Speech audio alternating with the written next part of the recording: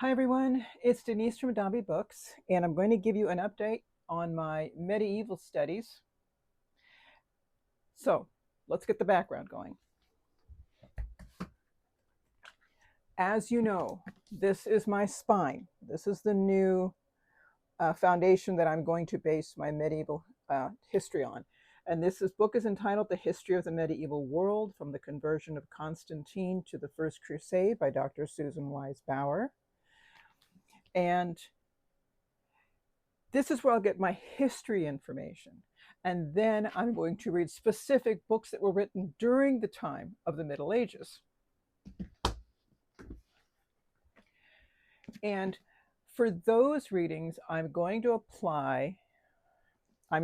to the chronological list that Dr. Bauer provides in her other book, The Well-Educated Mind.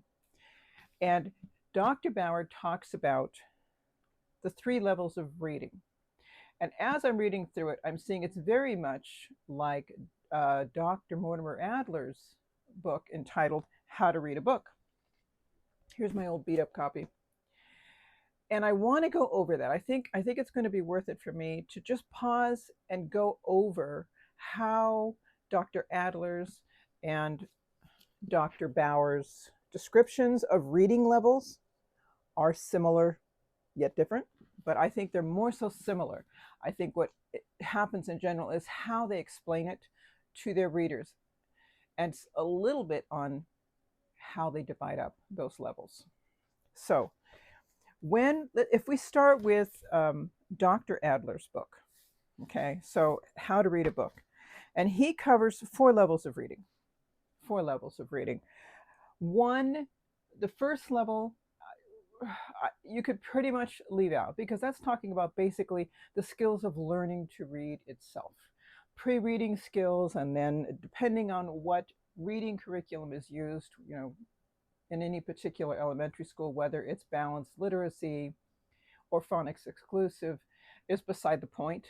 It's just the children learning to read. And then when they get to a certain grade, let's say 3rd grade and up, now they're increasing their vocabulary skills. And as they move to the higher elementary levels, now they're able to apply what they may have read in the past to what they're currently reading now. They're seeing familiarity, familiar topics, familiar themes, and how they're represented in other stories. Okay, so that's the basic level of reading. That's the first level that Dr. Adler talks about, elementary reading. So let's just put that aside for now and focus on the other 3 and how Dr. Adler's other 3 levels compare to Dr. Bauer's.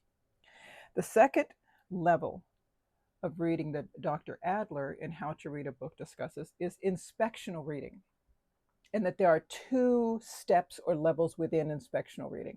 The first one is what he calls systematic skimming.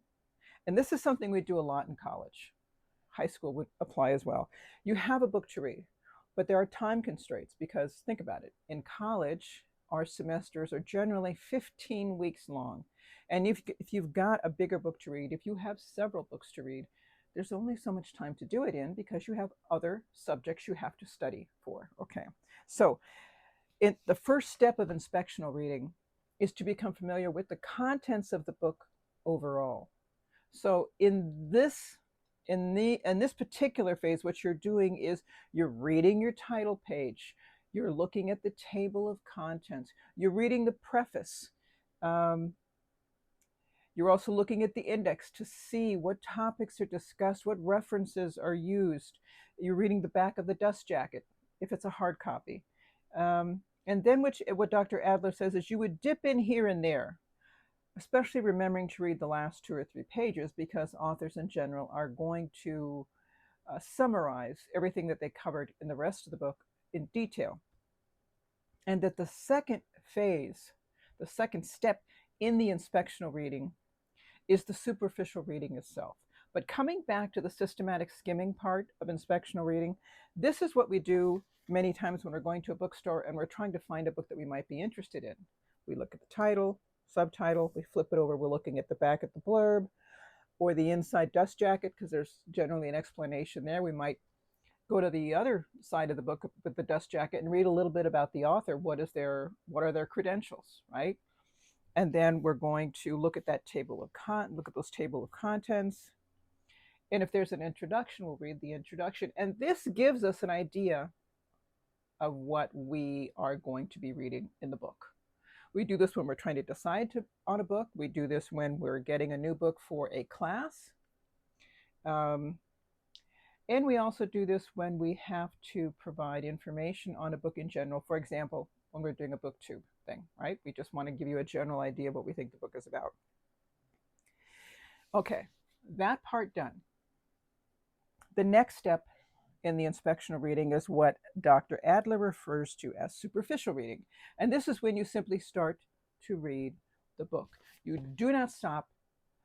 You don't try to answer, a question that's come up in your mind. No, just mark it really quick, jot the question or whatever. There's a word you don't understand. You don't stop there and look it up. Maybe you can circle it or something. But you simply keep reading the book.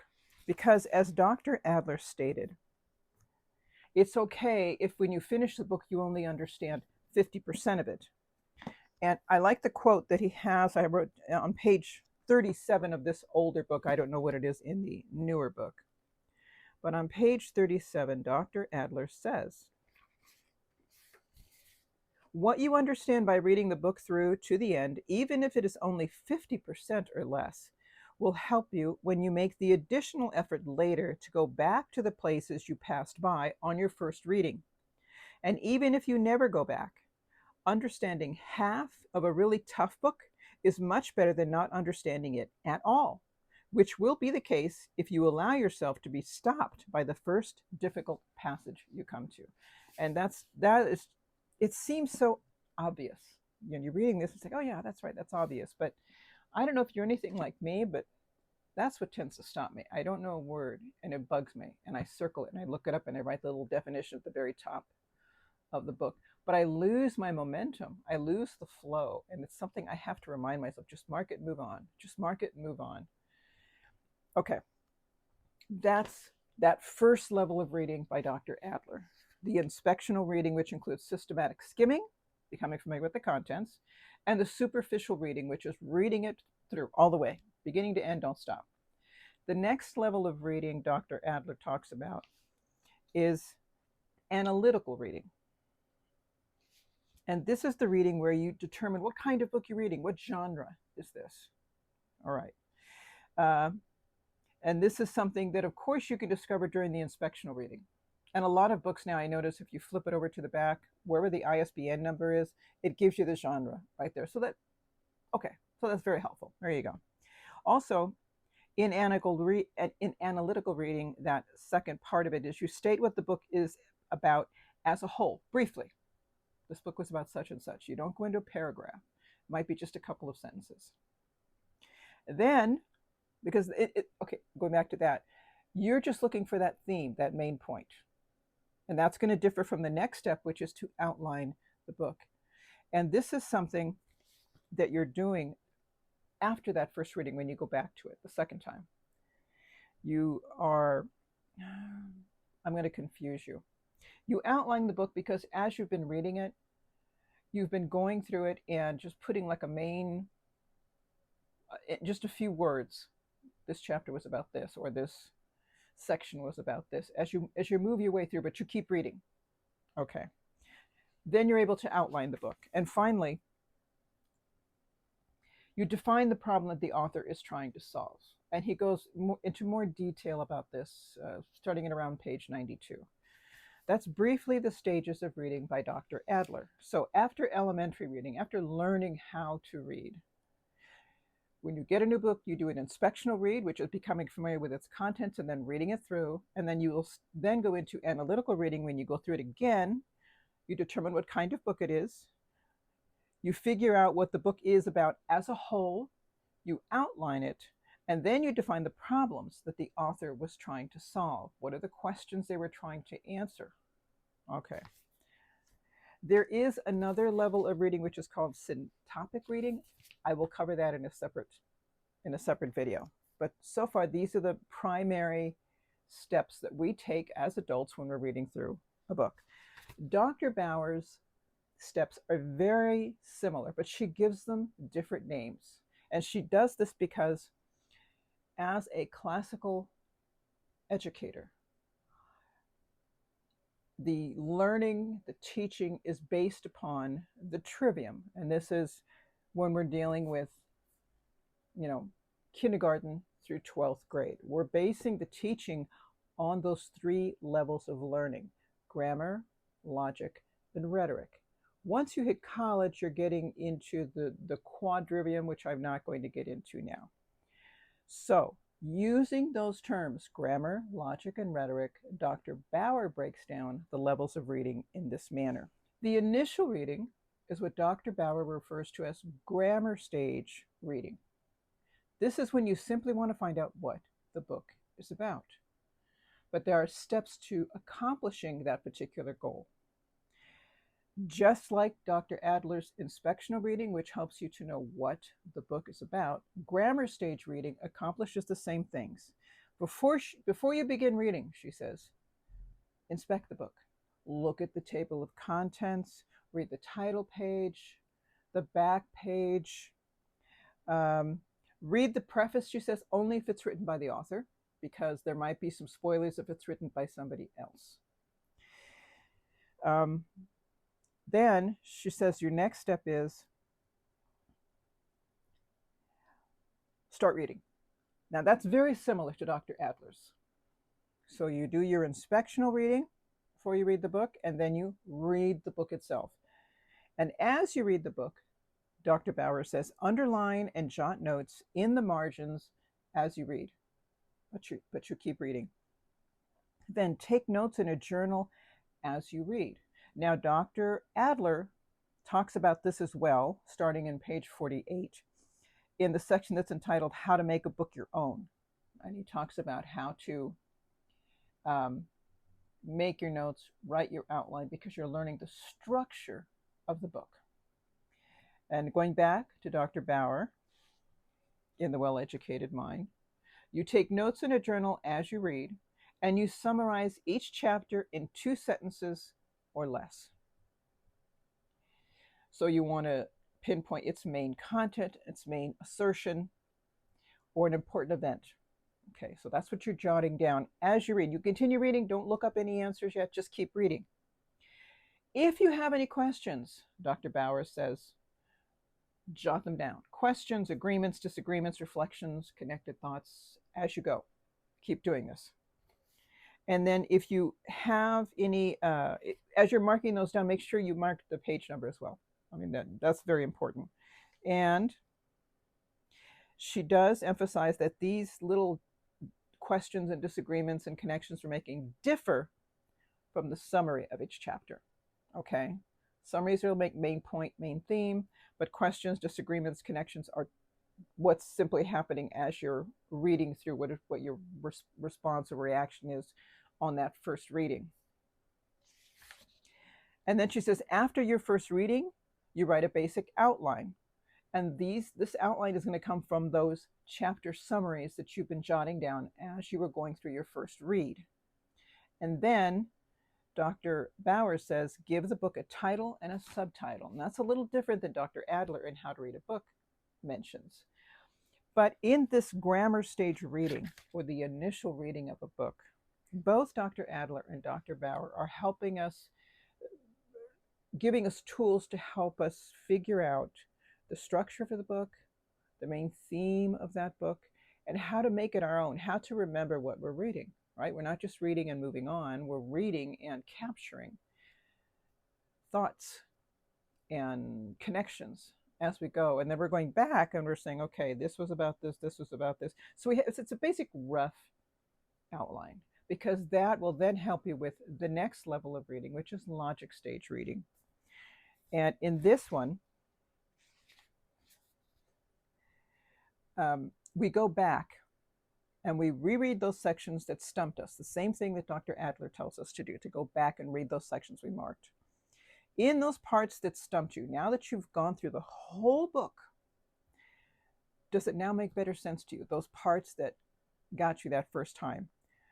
And do these sections that stump you, do they cluster around a particular part of the book? Also, if they do, then you're going to go back over that section again, read it again, and see now, are you understanding it better? Then you're going to reread your summaries that you wrote after each chapter. Can you identify which chapter contains the book's climax, she asks? Can you find the book's main argument or the author's own summary?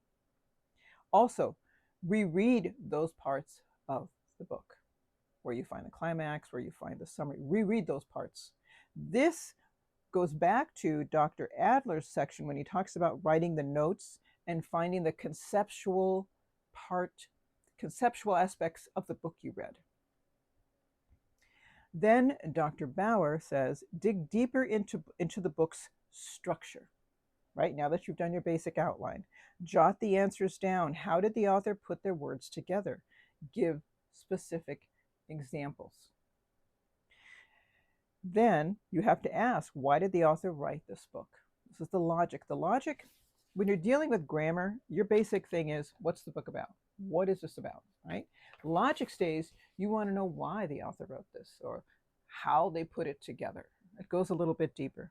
So when you ask why the author wrote this book, there are other questions to ask in order to come up with the answers. Like, what did they set out to do? How did they lay out their facts? Did they convince me of something? And then, did the author provide an emotional experience? Finally, you have to ask, and how well did the author succeed with those objectives? And why or why not? Specific. Where did they fail and how? Which parts were more convincing and which were not, and why? So that is grammar and logic stage of reading. When Dr. Adler goes into his syntopical reading, he is going into the rhetoric stage of reading, which Dr. Bauer describes as that part of the book where you say, well, so what, right? What's this? What is, I mean, that's so self-explanatory. So what? This is where you're really required to process and come to your own conclusions and back up your reasons. And that's what I think I'm going to wait to get into until I get through the syntopical section of how to read a book. And then I'll be able to go over the rhetoric section of reading with the well-educated mind, and we'll see how the two compare. So I've gone through those two. So you may find, if you read, I'm going to say that Dr. Bauer in The Well-Educated Mind, let's say, I'm going to venture, sort of go out on a limb here and say that her way of describing the levels of reading are a little more streamlined than Dr. Adler's in How to Read a Book. Others may say, well, it's the same thing but different. Yes, I agree. Maybe because I'm so familiar with classical education that when I read her version, I'm like, oh, okay. All right, that makes sense now. Because I understand the three levels. I know what grammar is. I know what logic is. I know what rhetoric is. I've had it. I've just known it for years. So when she says, this is the grammar stage of reading, my brain, when I was reading Dr. Adler's book, is this inspection of reading, that's the grammar stage of reading. Because it was very basic. It's the what, right? So if you don't read How to Read a Book, you don't have it, and you're wondering which of the two to get, I would say, I mean, both are worthy reads. They really are. But if you want something that's perhaps a little more streamlined, then I would recommend Dr. Bauer's The Well-Educated Mind. I think that will serve a wonderful, it will accomplish the same thing, I think. It'll be great. Now, the section that Dr. Bauer covers in the reading, the 3 stages of reading, it is actually a small section of the book. It's this much of the book. That much of the book. In Dr. Adler's, it's the whole thing. He talks about it. It's really much more expansive and detailed. He gives a lot more examples. If that's what you're looking for, great. I would recommend it. I think this is definitely a book that we, as serious readers who really want to improve our skills, stay on top of our skills, I think this is one of those wonderful rereads once a year. I think it will be really helpful to sort of stay on top of our skills. What am I doing really well? What have I forgotten to do? Like that. This is a great annual reread. I like it. So now that I've covered that, Dr. Bauer goes into each one of her genres, remember, and she tells you a history of each genre, and then she tells you how to read through each genre using those 3 levels of reading. The first read, so let's say I'm reading through the Iliad. She'll say, okay, grammar stage reading, this is what you need to do during your first read through with the Iliad. And now once you finish the Iliad and you're going back for that second read, she says, now you're at the logic stage. This is what you need to do when you're reading the Iliad in that logic stage of reading, and so forth, into the rhetoric stage. So she really helps you to dig deep into the book. I can't do that with every single book that I'm going to be reading for the Middle Ages. The other books that I'm thinking of reading through, I don't think I'm going to do that. There's, for example, I have these new books that I've encountered.